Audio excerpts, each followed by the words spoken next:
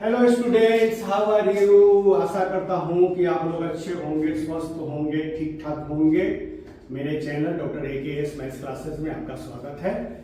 मैं आज कुछ इस प्रकार का क्वेश्चन लेकर के आया हूं। क्वेश्चन है the salary of a worker is first increased by 10% and then decreased by 10%. What is change in his salary? यहाँ मैं एक बात बता दूं कि किसी का सैलरी अगर जितना परसेंट बढ़ा उतना ही परसेंट बाद में घटा तो लास्ट में उसको घाटा ही वाला सैलरी मिलेगा।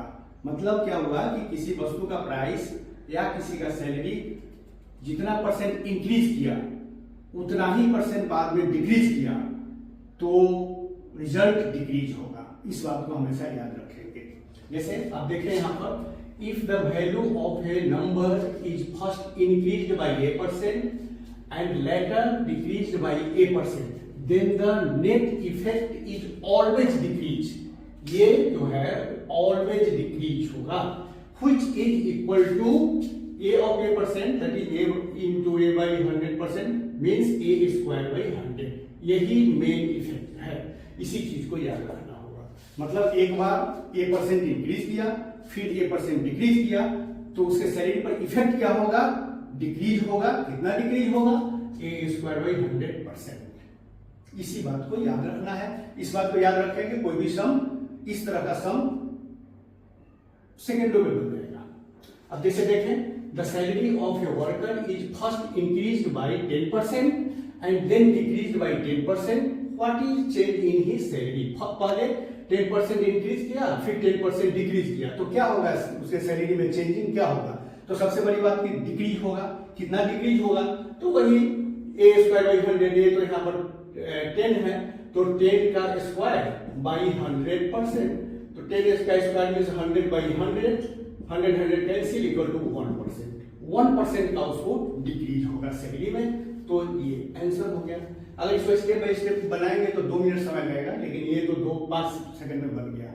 उसी तरह से है the profit of a shopkeeper first increase by 25% then decrease by 25%। पहले 25% इंक्रीज हुआ फिर उसके बाद प्रॉफिट जो है सो 25% डिक्रीज हुआ।